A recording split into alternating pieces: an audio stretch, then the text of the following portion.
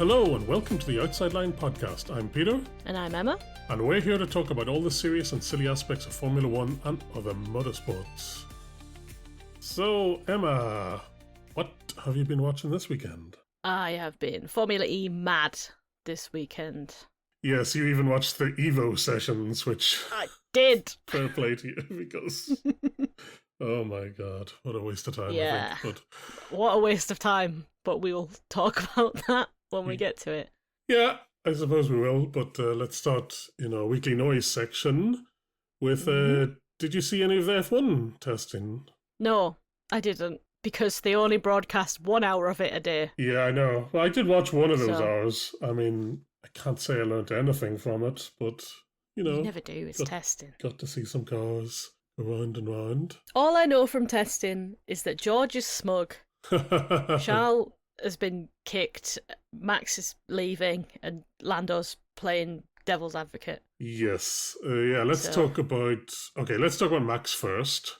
So he's been quite vocal in his criticism of the new regulations, which he has been for the last couple of years, but now, I don't know, it seems to be that maybe a lot of drivers are unhappy with the changes, but Max is the only one sort of powerful enough to speak out. Yes, that's what I just read about half an hour ago. Oh yeah, that there's been a lot of the drivers also think the same as Max, but don't feel like they can speak up about it. Yeah. Whereas Max can, because he's Max. Because he's mad, yeah. But I don't know, did you notice there was, or did you take it as a diss to Formula E, his comments? He said something like... Formula E on steroids is what he said. Exactly. But I don't think he meant it as a criticism to Formula E. I don't think he meant it as a criticism either. I think he meant it as, what's the point in having Formula E if we're going to turn our cars into electric cars? Yeah, exactly. It's like if you want to do some energy saving, go to Formula E, I think is what he meant. Mm-hmm. Yeah. Although the first race this weekend, we didn't have any energy saving, or not much, so it was actually wrong. But yeah, I don't think he meant to diss Formula E, but yeah. No. Still, I think some people read it that way. The guy in charge of Formula E who was there at this Jeff Dobbs. Jeff Dodds, was saying, you're very welcome to come and drive these cars. Yeah, I saw an interview where he said the same thing. Arvid Lindblad was there. Yep. This weekend, so, some Formula 1 drivers are sort of taking it seriously, I think. Maybe. I mean, a lot of the Formula E drivers took offence to it. Yeah. Antonio Felix Acosta, Lucas Di Grassi for a couple. Dan agreed, because Dan likes to be contrarian, I guess. Yeah. So I imagine if you lived your life doing the opposite of what Antonio Felix da Costa does, things might be okay. But Max wasn't the only one criticising. Apparently Lewis also, he said that they're too complicated for an old man like him. Lewis said you need a degree. Yeah. And I don't know, the noises coming out are really bad. Like, they're saying that you can't overtake, which...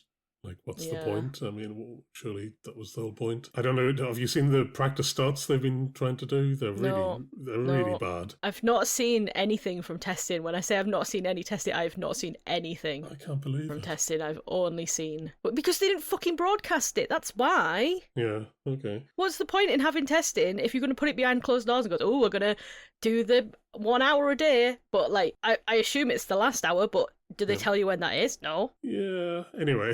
Look, I've blown my attack mode now. Anyway, the starts are weird. They're like, it takes them ages to rev the turbo up or something, so they take a really long time. And then when they do get off, they're like sliding all over the place. It's really bad.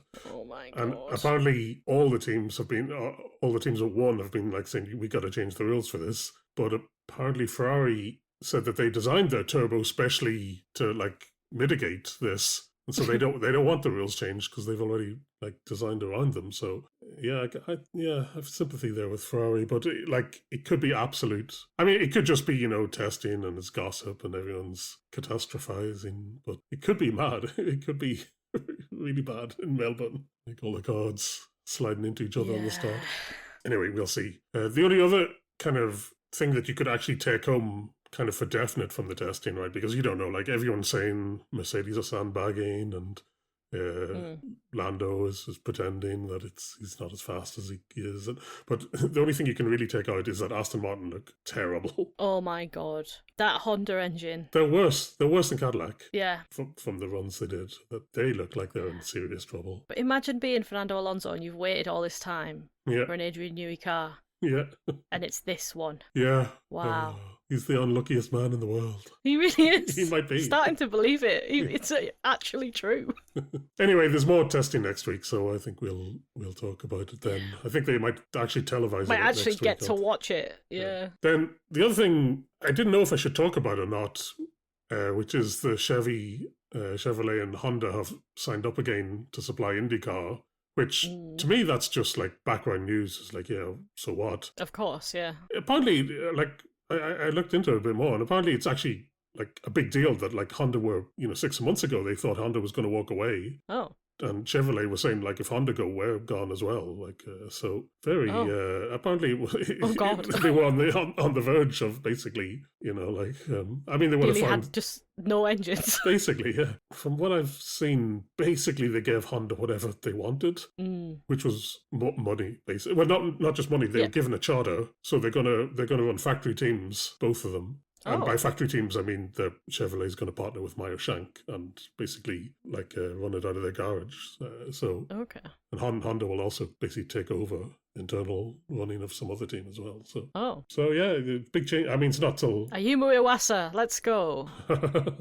Could be. Yeah. Return of Yuki. Oh, he'd be perfect. Oh, Return of Yuki. Yes. Anyway, I think it doesn't happen for 2028, maybe. Anyway, so apparently it was a big deal, even though like that's the sort of thing that I thought was sort of obvious, but yeah, apparently not.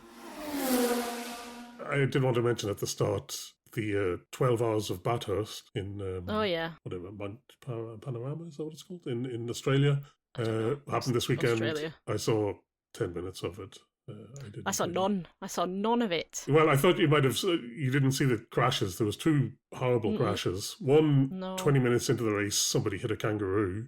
And, oh my god! Yeah, not very good. And then later on, like I think about an hour to the end of the race, the leader crashed into a car that was like stuck in basically one car kind of slid into the wall, got stuck in the wall.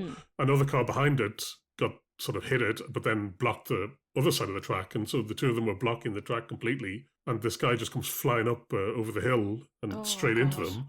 So there were double waved yellows, but only like you couldn't see them because it was at the top of the hill. Dark. So no, I think it was light at this stage. Was it sort of daytime at that time? But just they start in the dark, don't they? Yeah. They started. Yeah. Oh, I think that, yeah. Okay, never mind. I don't know. Anyway, yeah. But I saw a clip of it, two clips of it actually. One from Spectator where the car just explodes basically.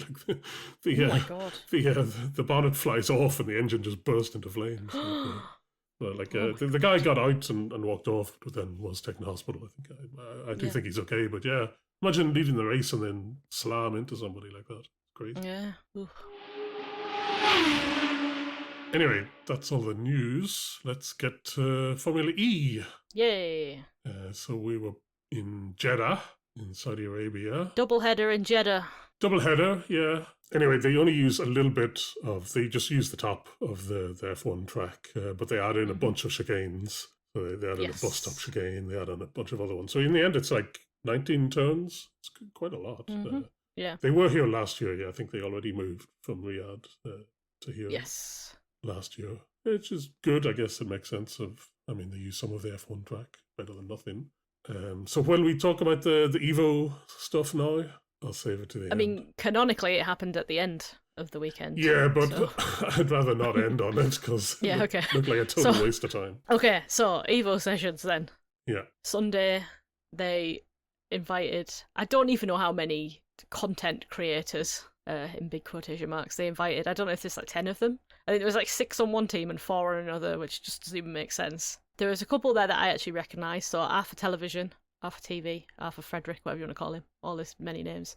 Will Ennie, who I've been watching for, God, about a decade at this point. And this guy Chippo, who I said I didn't like and I don't like. And then, so they were on one team with also a guy called Bazinga, Yeah. a guy called, I want to say he was called Max, but I don't know. Some guy, something to do with a ladder. I don't know. Yeah, they made some joke about the step ladder or something. He's not that Yeah, guy well, who does like those YouTube things where he's standing on a ladder in his attic. It's not that no, guy. that's a different guy. Oh. No, that's a different guy. No, this guy like goes to places and talks to people about their careers, I think, whilst on a ladder. I think I've... Have you seen him? He talked to Toto Wolff. I've seen the one where he talked to Toto, yeah. Yes, yeah. So that's like his thing. There was also Izzy Hammond, who is Richard Hammond's daughter. Yeah. Right. But apparently is also like a motorsport YouTuber in her own right. So, and then there was another team that had Vic Star, who is a person I've heard of. I don't know why I've heard of him, or how, or who he is. But I've heard of him. Anyway, why did they get these people? Or why did they bring them? Because they did it last year, and they had Mr. Beast last year, and then they didn't even show it. Oh. Like, they didn't even stream it last year. It was videoed and then put out after, and they like expected the content creators to do their own stuff on it, and I don't think it worked out. I think a lot of them didn't bother, or it didn't do very well. So this year Formula E took things into their own hands and kind of did it themselves. They announced all the things like last week, basically. So not much time to prepare for it. Apparently they've been doing like sim work and stuff all week, but like that's it. And then so it was like head-to-heads. Yeah. So they did like a full quali. It was like basically like quali for the entire session, and whoever won. And then there was like a losers bracket where whoever lost the losers bracket got a wooden spoon. Oh, okay. That wasn't established until literally the losers bracket was happening, where they said, no, the one who wins doesn't get the wooden spoon, it's the one who loses. And everyone was confused. They had a guy there who I assume is another YouTube person in the commentary box who kept asking the most stupid questions. But his job was to read the YouTube comments, so like you need to have no brain cells to do that. So DC was there, and Tom Brooks, who's the normal commentator, and they were commentating on the thing, and this guy goes, so what's like a normal lap for, because like someone had just set a lap and it was like 145 or something lap, Right. and they were like, well, yesterday like they were doing sort of 117 in quali and stuff, and he went, oh well, 20 seconds isn't that much, is it? And I was just like, right, we're dealing with an idiot here. And then he was like, what's the difference between watching these guys and watching, like, the actual drivers? And DC was like, well, if you ever watched, like, a 5-year-old play football and then watched a Premier League team, it's like that. It was so bad. And then, like, people in the comments, everyone was just saying Brazil, because that's what people from Brazil do. They like to let you know where they're from. But then people were saying, like, good bin, bad bin, which is Will Ennie and James Marriott's sort of YouTube show, but nobody knew what it meant. No one in the commentary box knew what that meant. So should have got me there, because I know. Yeah, it was just weird. I don't think anyone who liked Formula E was there in the chat, and I don't think anyone who liked these these content creators was there, really. It was just weird. But thankfully, Dan Ticktum was there for most of it. He was just there. Oh, good. Talking to everyone, being the main character of Formula E again, just being great. So, even though the guy who was driving his car crashed it, and he was very upset. Yes, I turned it on twice. One, when you said Dan was there, I was like, what is Dan saying now? And he was wearing big, stupid basketball shorts. Looked ridiculous. Yeah. Sometimes, when you've got a massive cock like Dan, you've got to let it breathe. Do you know what I mean? Dan Gerfton. Right, okay. Is that confirmed? I mean... That's confirmed, yeah. Okay. And then he was laughing as if it was the funniest thing in the world, where he said, he's like, oh, that guy's really smashed my rear end. It was like, right, yeah. Very good. Good one, Dan. Very funny. It was funny. Was it? Was it funny? It made me laugh. Yeah. I mean... I was watching it with big heart eyes, like I do everything that he does. Mm-hmm. He's great. Mm-hmm. Anyway, so somebody won it, and... It was Chip, the guy who I don't like, he won it. Good. And yeah. It's going to bring in millions of fans, is it, to Formula E? It's not... Well, they were doing the little, like, showing who these people were and, like, how many followers they have on, like, Instagram. Or... I don't know if it was just Instagram. It showed their Instagram handle, and then it had like a number next to it, which I assume is the followers they have on Instagram. but they were all YouTubers.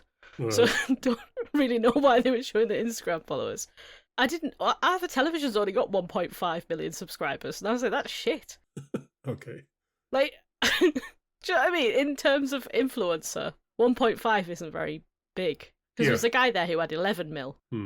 So, there's a big disparity there in famousness. Anyway, last year they had Mr. Beast, and they can't top that, I don't think. No. So, just a failure on everyone's part. And like I said, there was a lot of mistakes. People didn't know who they were. So Nikki Shields sat next to a guy, went, Arthur! And he was like, I'm not Arthur. That was funny. Yeah, just weirdness. DC learning what the word peng meant. God. So, yeah. Okay. Yeah, wouldn't recommend it. No, okay. I mean, I guess fair play to Formula E, whoever came up with it, to try to bring in new fans or something, but it just sounds like a waste of time. But I'll probably, if Arthur Television does a video on it, I'll probably watch it. Right, okay. But that's about it. Do you know what I mean? Okay, let's move on to quali for the Friday race. Actual things. Yeah. Actual people. World-class drivers. Yeah, anyway. Okay, let's see what happened in qualifying. Group, we'll just go, I don't want to read out names again, but here we go. Anyway, Group A, Eduardo Montara, Norman Nato, Muller, whatever his name is, and John-Eric Vernon. They got through. Nico.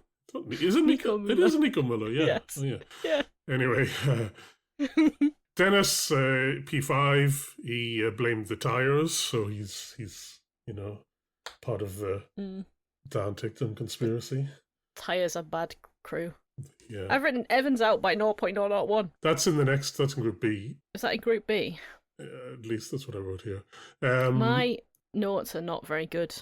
Yeah, well, it's just quality. There's nothing really to note. Just that, with the group stages, it's more interesting who get knocked out, really. Like, so Nyck de Vries, P6, with his teammate P1, so that's interesting. Yeah. Cassidy, who's supposedly going to win the championship, P7, but Jev, his teammate at Citroen, is through. So yeah, it was close again, though. It was close. Obviously, I think the next one, the qualifying for race 2, was even closer. One of those groups. Anyway, Group B, Verline, Da Costa, Gunter, and Barnard. So they got through. Evans P5, Ticktum P6, Roland P8. I was fuming, mate. Because Ticktum Dan was top for ages. Oh yeah. Yeah. And he got knocked out in the last lap. Roland is interesting. Do you see he crashed in FP2 and his radio guy was like trying to comfort him, saying, "Oh, he was so be okay. It was all it's his fine. fault. It's okay." And then Roland was like, "It's not okay. This is not okay. This is not okay." Like, yeah. So he was big sad, wasn't he? Well, he did prove it, I guess, by coming P8. There was one interesting. I don't know how interesting it is, but in this session, Verline, he was doing this like one build lap, one push lap, then one cool build. And so he was doing it differently to everybody else, and it seemed to work for him because he came top, but that was the only interesting thing there. Then in the duels themselves, it was Montara who won it. He beat Gunter in the final, and then you have Nato and Verline were up there as well in the semi-finals. Yes. So let's get to race 1. Yes, so race 1 was pit boost. It was a pit boost, and you get 6 minute attack mode with it. Yes, which is a new rule for this year. Yes, and I thought this was good. Yes, I thought it was better than having to do 2 attack modes. Yeah, and I think it really, reduced the kind of the strategy, but also, I don't know, it made it more understandable. But anyway, it meant, because they did pit boost and it was 30 laps, it means they were pushing right from the go. Because, I don't know, will we talk about it at the end, but like in race 2, they spent half the race going like 13 seconds slower than they needed to. So really tedious. Well, different, but it's a little bit pointless. Maybe we will discuss it at the end. It meant that basically qualifying actually did matter a bit as well, because there wasn't like just make your way up from the back like you normally can if you feel like it in most other races. What happened? First, Nyck de Vries, he did not have a good weekend. No. So his car wouldn't engage or something, and so he couldn't do the burnout to get into the right pit slot, grid slot for the start. DC accused him of not being able to count, which was really funny. Yeah. Then he was like, "Oh no, there is a problem."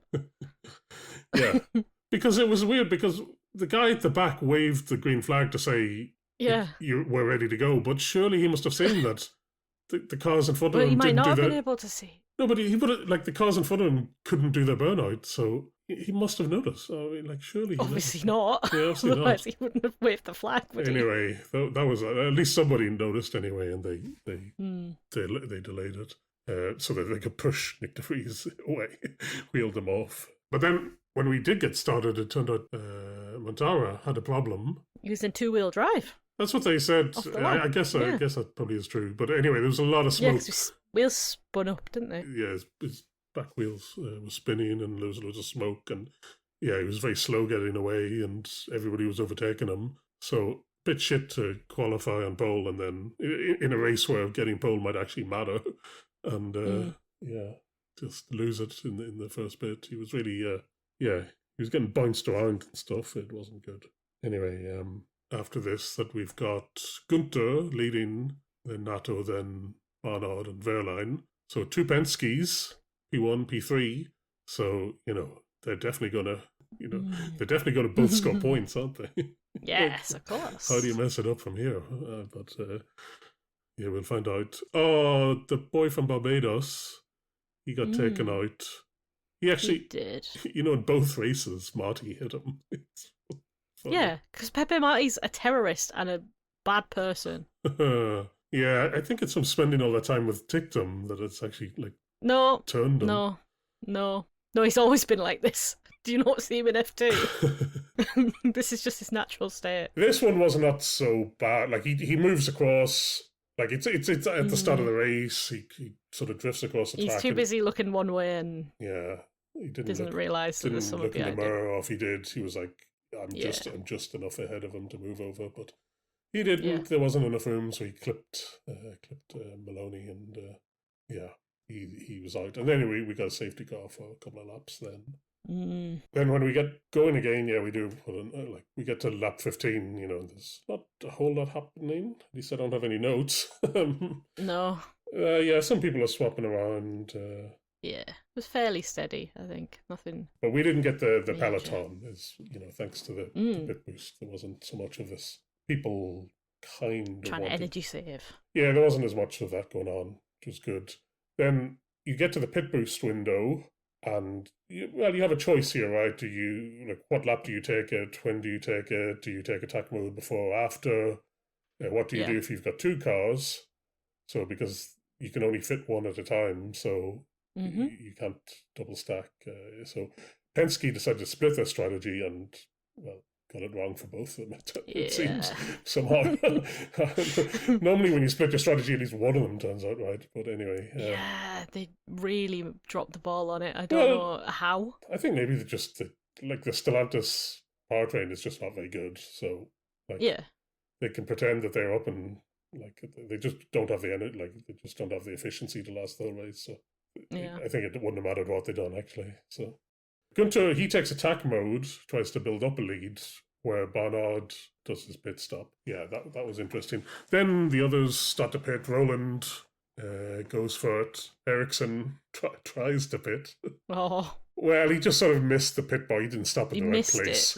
So not only does he delay his pit stop, but then he also gets a penalty for messing up. So, his race is done then, basically. Trying so hard to be relevant. Yeah, it's funny. Yeah, these guys, that's how they get their name out, By making mistakes. Yeah. So then lots of people pit, except I think Wehrlein stays out the latest. Yeah. So he gets a bit of free track. I mean, Gunther's in front of him because Gunther took that attack mode and tried to build the lead. But Wehrlein eventually, I think, takes his pits and then attack mode and then does eventually overtake Gunther. Nato, I don't know what happened to him because he was in P2 before that, or at least in the top 4, and then he's done in P8. So somehow these pit boosts.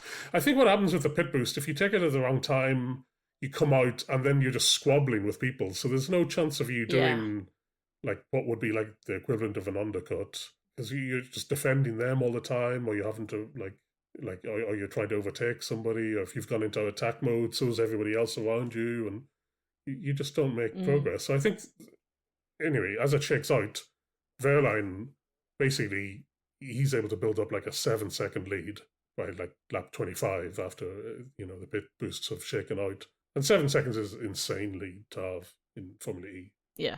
So whatever they did, whatever Porsche did was right.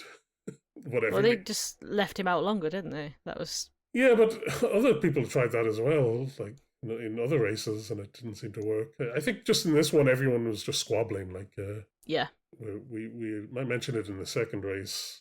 I think there needs to be some degree of cooperation, like between the drivers, to like don't fight each other. Try to like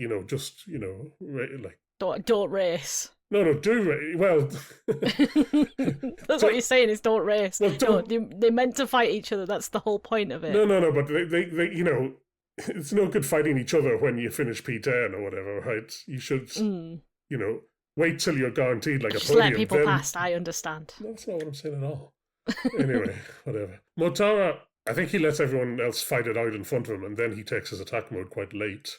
But he's still down in like P8, so it's going to be hard for him to catch up to Wehrlein. Wehrlein's just got too big a lead, but he did try it. Ollie Rowland, something was wrong with his car or something, because he waits till to almost the end to take attack mode, and like even then he's not even going to be able to use all of it. So whatever happened, their energy strategy was totally wrong. Same Cassidy was also angry on the radio for some reason, but Mortara does eventually catch up.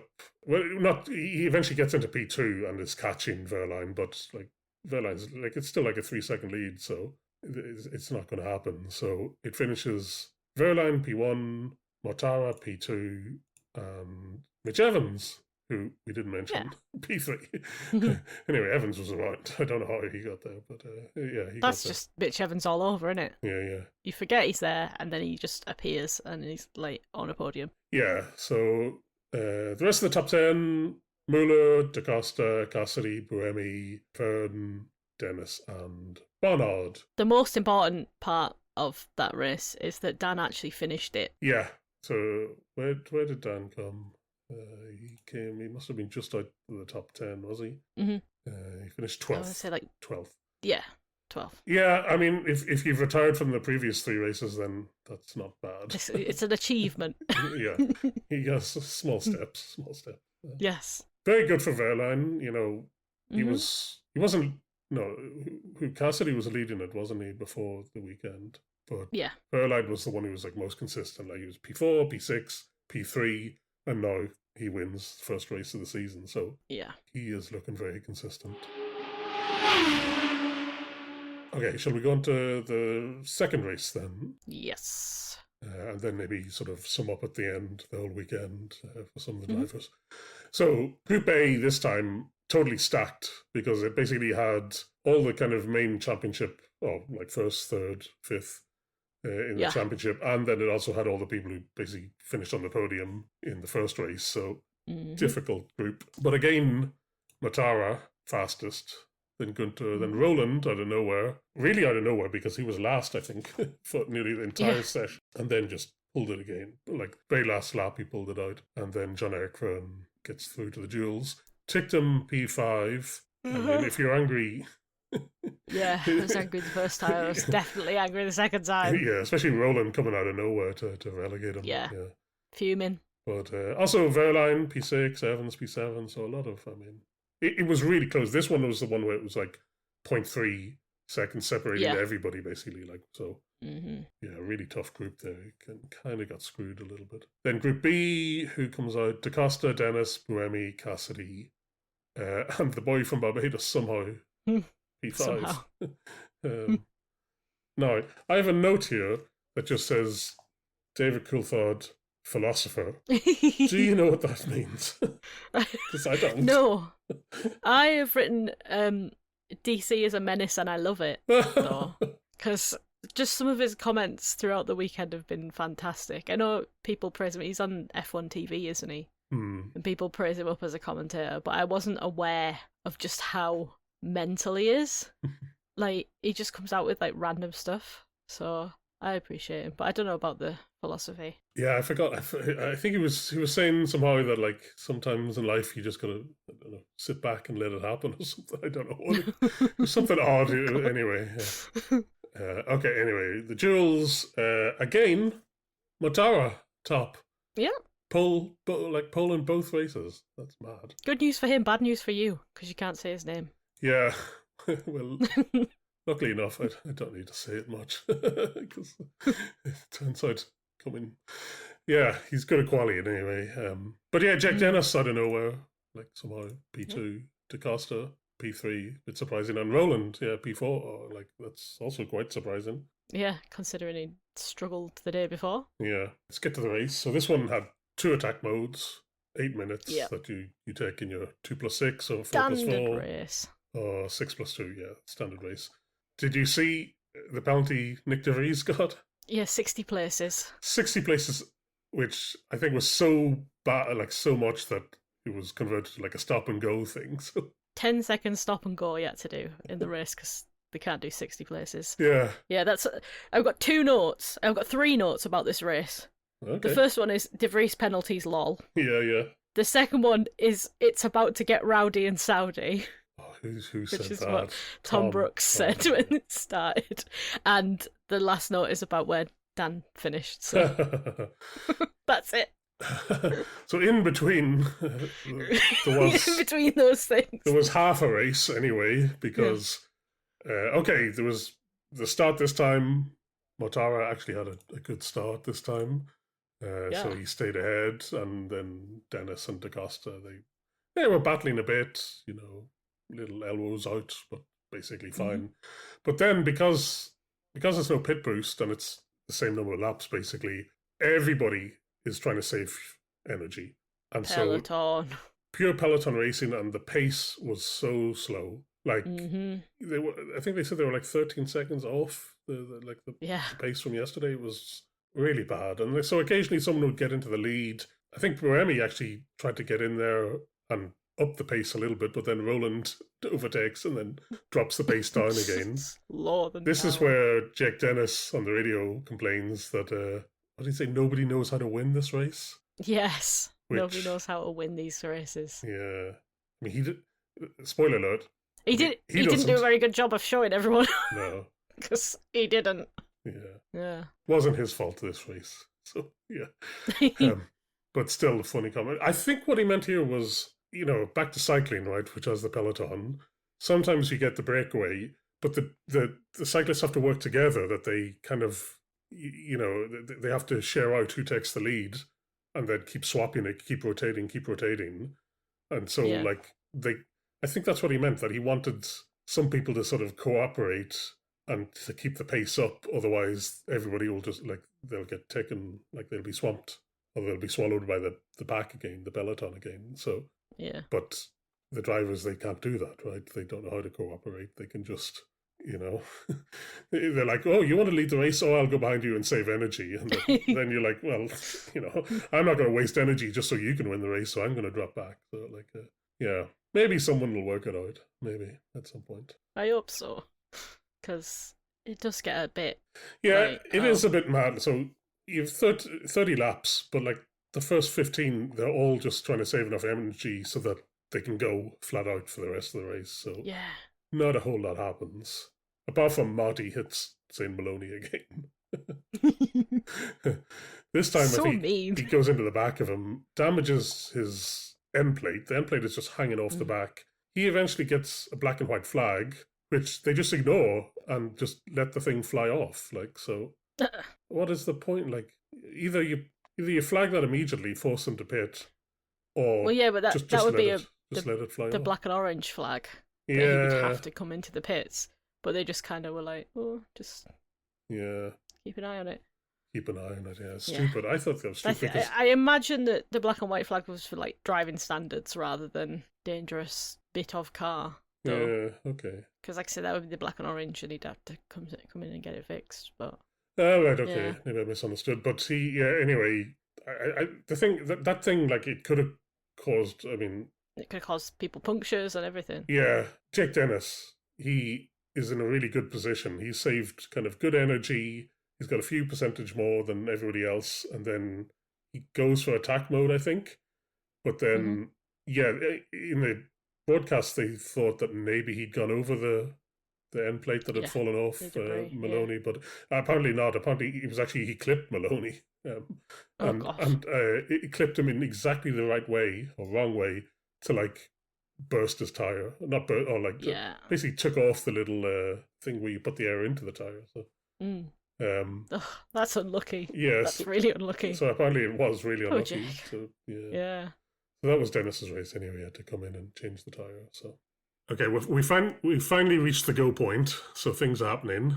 Yeah, Dennis went, but got screwed over by this. Ticktum Verline, they take attack mode.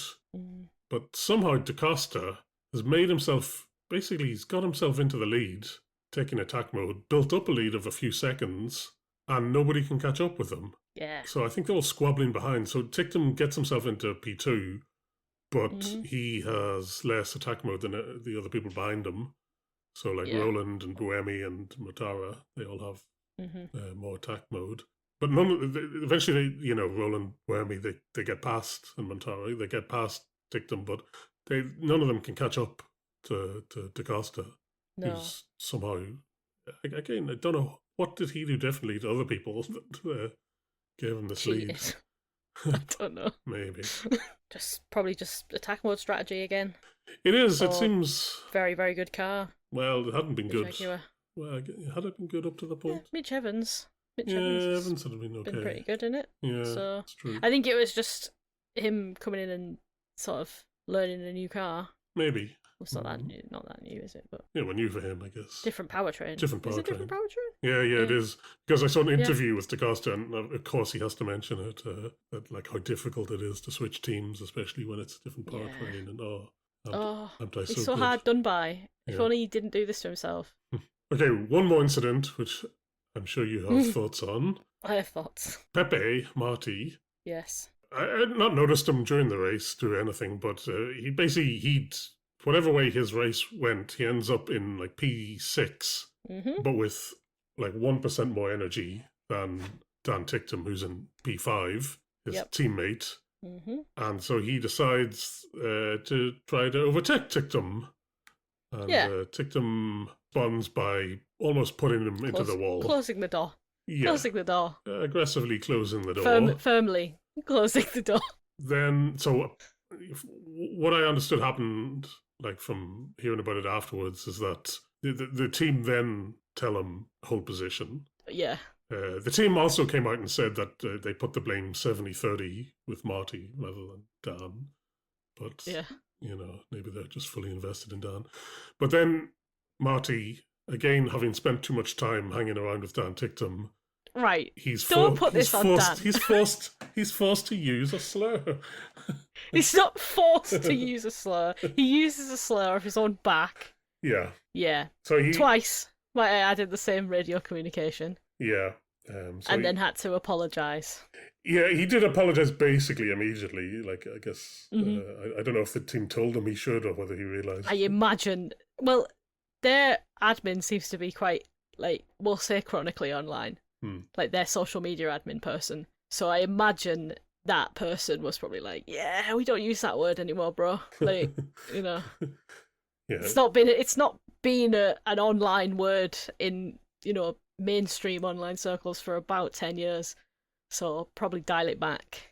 Yeah, again, like, where did he pick that up from? Because he's too young to have lived through the heyday. That's what I'm saying, but I think it's a cultural thing. I think it's Dan.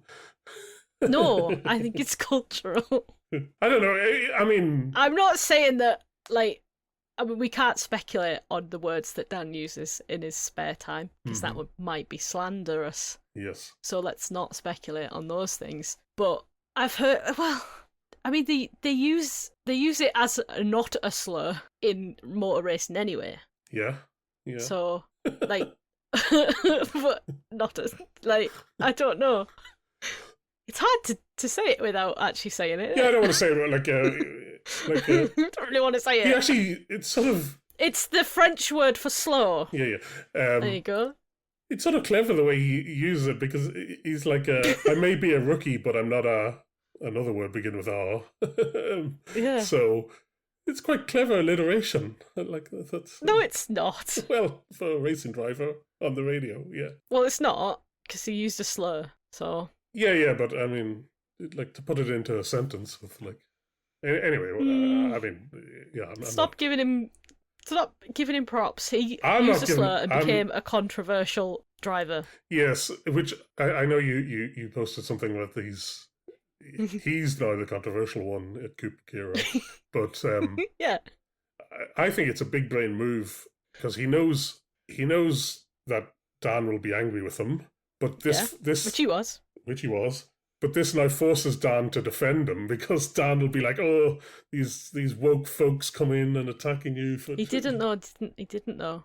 But I bet Dan hasn't commented on it. No. But he did comment on how, what did he say? My teammate nearly put me in the wall or something. Yes, he said like rolled his eyes or something. Yeah, he also said he won't try that again. Did you watch the with debrief? No, of course Did you not. watch the debrief? Why would I ever listen to why he... Why would... I do not care what Dan Ticktum thinks about anything. Well, why not? He's a terrible person. The more, I didn't know that much about him coming in to this season. Basically, I knew he existed. I knew his controversial past, but I actually was sort of on his side that, like, he's done his time, and no, he's a free man. He should. He's served his time at Cupra-Kiro, and yeah. But actually, the more I know about him now, thanks to you, the less I like him. Oh, I've done myself in here. Yeah. Anyway, well, so I'll still defend him. Ticktum, yes, I think he does not want to be beaten by his rookie teammate. No. Especially when he's finally scoring some half-decent points. Exactly. It was more of a favour to Dan than anything to let him finish ahead. Because these are his first points of the season. Yeah. So, you don't want a dick tantrum, do you know what I mean? No. So, it finished DaCosta, Buemi, and Roland on the podium. Then Mortara, Ticktum, Marty, Evans, Verline, Vern, and Barnard became P10. So, scoring points, I guess. But anyway. 1 point, yeah. So, let's just, quickly chat about some of the drivers. DaCosta, win for him with his new team. Apparently, he has a record of winning his 5th race with a new team. He's done it like twice before. Oh, weird. Oh. So he's settling in, it seems, to Jaguar pretty well. Verline, he was only P8 in the second race there, but he overall pretty good weekend. He's now leading the championship, and he's the one who's been most consistent, basically. I think, is he the only one? Yeah, he's the only one of the top 10 who scored points in every race. Yeah.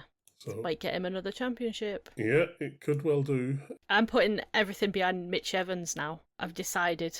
I watched an interview with him before the race and the first race, and they were like, oh, you missed out on the championship loads of times and all this stuff, and I was like, no, they're right. And also, he's really, really hot. So, if Dan can't win, I want Mitch Evans to win. Fair enough.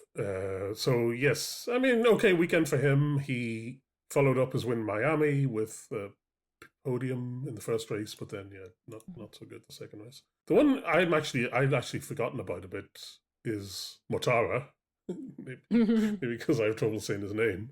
But he's actually second in the championship, just behind Verline. Oh. Even though he's not won a race, but he's had... pole positions. Yeah, he had pole positions, which gives you some bonus points, but then also 2 second-place finishes, a 4th and a 6th. So, picking up points. It's a bit surprising.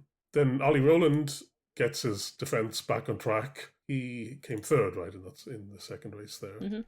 So, again, keeps him in the hunt. It's funny, there's quite a big split. Like, even in the championship now, basically the top 9 have already built up like a 20-point gap to the others. And I'd say pretty much any of them could like still come out and win it. Mm-hmm. But yeah, obviously Berline and Matara are leading the way. Who else to talk about? Ticktum. I think we've already said enough, but yeah, finally decent points. No, let's keep talking about him. He's in the mix. He is in that mix. Oh no, he's not. Yeah. Sorry, no, he's only got 10 points. 10 points. But at least he's showing that he could maybe get in the mix. I still think that, bad luck aside, he probably would be doing pretty well. Yeah. It's just been terrible luck. That's all. Yeah. Because I don't think the car is bad. Because obviously Pepe's been getting points in it, and he is a rookie, not a other thing. So, yeah. So he knows what he's doing. Anyway, yeah, I did mention that there was this top 9 in the championship, but yeah, there's too many of them to talk about. Buemi, Cassidy, Muller, Dennis are the other ones that we haven't mentioned. But we'll mention them if they, if they do anything. If they do well in the next couple of races. The next race is miles away, 5 weeks away in Madrid. In the end of March, basically, so big gap. Lots of IndyCar before then. Yes, exactly. So let's finish on our usual features. Mm-hmm. Firstly, was it a waste of time? No, never a waste of time in Formula E. Not in the off season. Yes. No, I thought the races were pretty good. I thought they were good. They were different races. It was nice to have the mix. The pit boost, actually, I could see its value this time. Normally I don't. So that's actually quite good. Mm-hmm. Then, what about a driver of the day or driver of the weekend? I think Edo Mortata. Wow. With his pole positions is... Yeah, and... subsequent failure to capitalise on it. Yes. Both times. But again, yeah. Actually, fair enough, because he has put himself into like second in the championship without me realising, basically. I mean, I didn't want to say Dan. Yeah, I was... because I feel like I would just say Dan every week. Yeah, so. I feel that's... But also Dan. Yeah. No, before I learnt about Pepe's outburst, I was tempted to say him, but yeah, maybe not. Can't back him now. No, definitely not. And I'm definitely not going to go to Costa. Maybe Buemi reminds us that he exists by coming second, maybe. Maybe. Yeah, otherwise, I don't know. Taylor Barnard, I mean, consistent, P10 in both races. Yeah. That's pretty good. Ollie Rowland messed it up one day and came back for next. Yeah, actually, obviously that crash in FP2 affected him. And yeah, so, but maybe just the power, maybe he's just better at energy saving than actually racing. That seems hard. Like Scott Dixon. Yeah. Makes me sound like Max.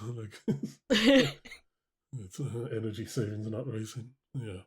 Good. And then, do we have an attack mode? Yeah, I kind of touched on it briefly earlier, but the general attack mode theme is broadcasts. What? As in, they didn't broadcast testing. Oh, right. They did 1 hour of it. It was supposedly the last hour of the day, but to me that just felt like a random thing, because they don't tell you in, like, TV listings and stuff when the last hour of a thing is. They tell you when it starts. Mm-hmm. So like on my little race thing, it told me when it started, and I'm like, I don't even know how long this is, so I don't know when the last hour is. So, and then obviously because it was like, I don't know if it was 3 o'clock, 4 o'clock, 5 o'clock, one of those times, I was too busy or forgot or just didn't have access to the TV, so that's why I never watched any of that. And the Formula E broadcast on ITV is shocking because it cuts to adverts when people are talking. Oh yeah.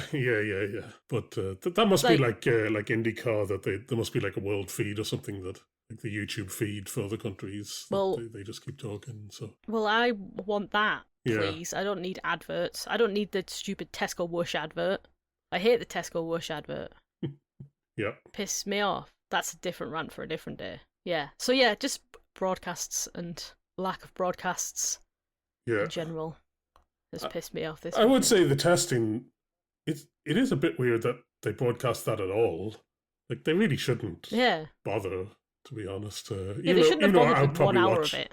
Well, I think they shouldn't bother at all. Like, the teams should be left in private to do their testing. No, I like 3 days of bullshit. I'm probably gonna watch it next week. Just I enjoy 3 days of bullshit. F1 fix. Yeah, but yeah, I think the closed door testing. Yeah, I think don't do this sort of hybrid. And I do sound like Max giving out about hybrids. Yeah, don't just the last hour, because I turned it on by accident. Basically, I was like I turned on the TV. I was like, is this live or is this not? And yeah, it turned out it was live, but nothing's really happening. And like they didn't even show the times. They were just like they ranked it by how many laps somebody had done. So like they weren't, well, again, you can't tell anything from the times really, but still, that might have been more interesting than just how many laps they've done. It wasn't proper testing. Like next week is proper testing. Yeah, but it was like a bonus week of testing. Yeah, but just don't bother with the last hour. Yeah. Like, you don't need to pay Crofty for those 3 hours. he didn't even do it. He actually said he was like tomorrow it's the two Alexes, I think, do it. So I didn't see it, but so they only got Crofty in for 1 hour and 1 day, it seems. So well, you got a nice trip to Bahrain, I guess. So, yeah. Well, he'll be there next week anyway. So yeah. Okay. Good. Next week, I think we'll do our F1 preview. I think that's what we'll do, because IndyCar starts the week after that. So yes, yeah, exciting. It's all starting to kick off. It's coming back. Yeah, we've made it through. We've made it through the cold winter with our pickled vegetables, meat. We made it. Yeah. Good. Yeah, so F1 preview next week. Otherwise, thank you for listening. If you have any questions or comments, our email address is theoutsidelinepod@gmail.com. We are also on Blue Sky at The Outside Line Pod. Bye. Bye.